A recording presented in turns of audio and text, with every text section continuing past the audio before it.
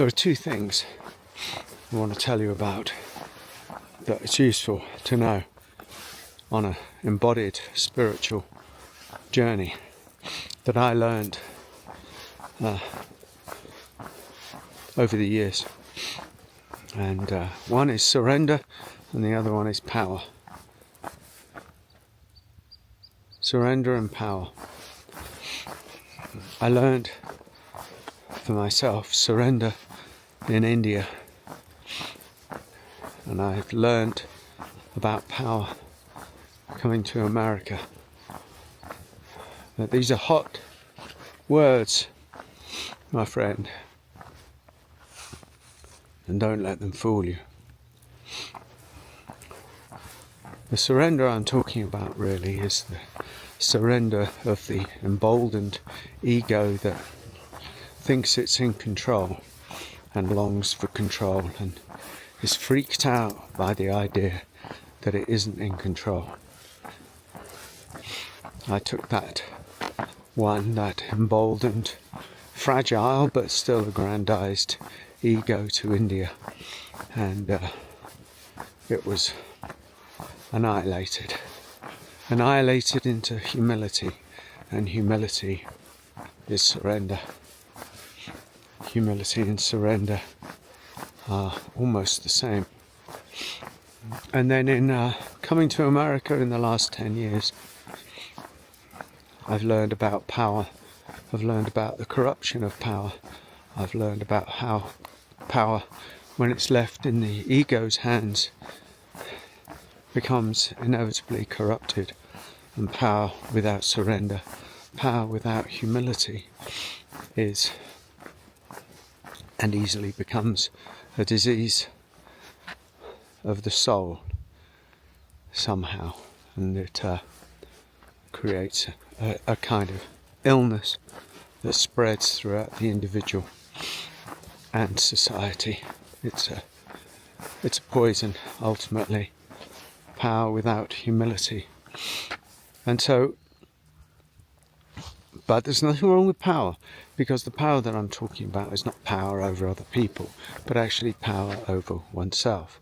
The power to navigate one's inner world, the power to not give allegiance to the egoic mind or the egoic body or the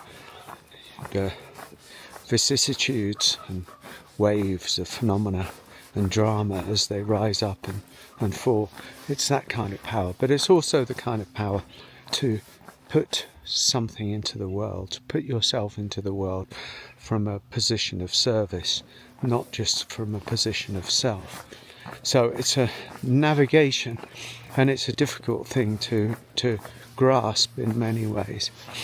Surrender, maybe what I've said conveys it to you.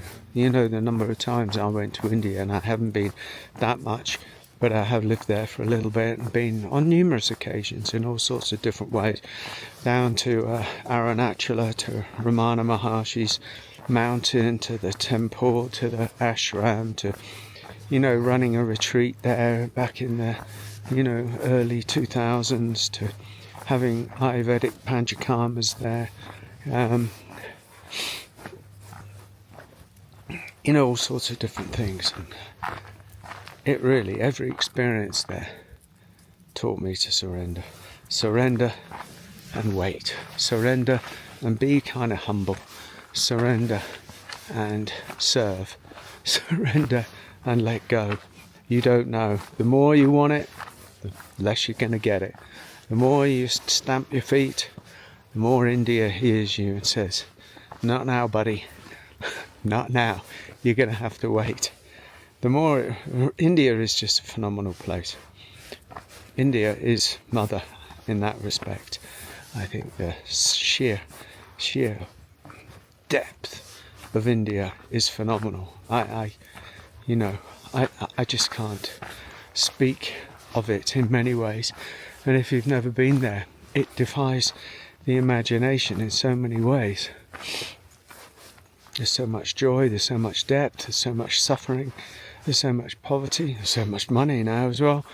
There's so much of so many things that the Western, come here,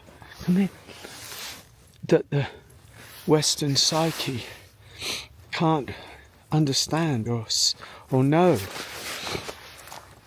And it should be seen, and not just seen on a tourist bus, but actually seen, to walk through Mumbai, to go up the mountain at Arunachala, where there are, Babas, Indian Babas, or one Indian Baba living at the top of the mountain, and it was, what the fuck's he doing there, you might ask, and you just say, I'm not going to tell you, it's extraordinary.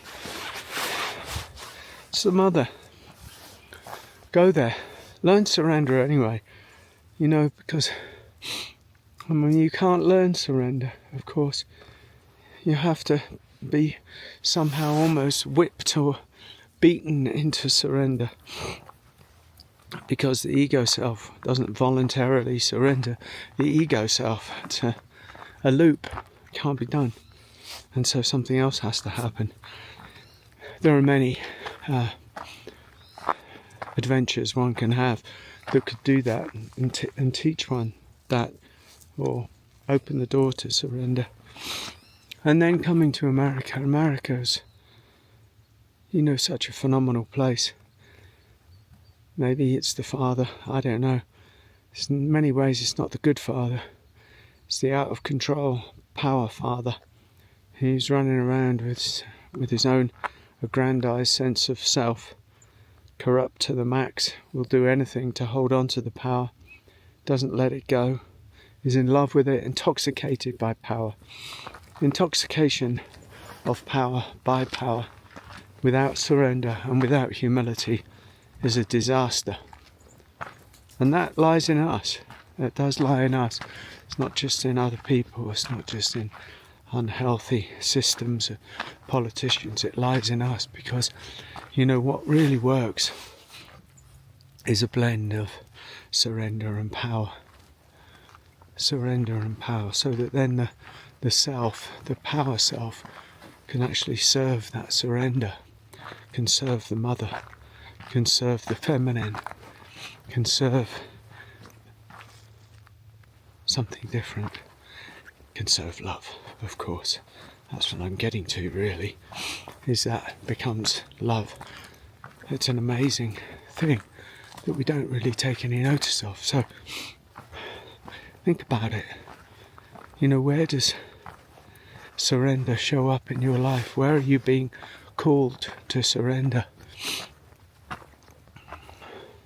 Is it possible? And where are you called to step into power?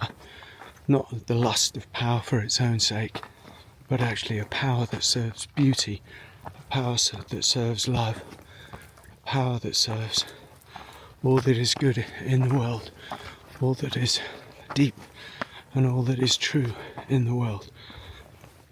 Find out. Ask all that. They're good questions to ask. Bless you.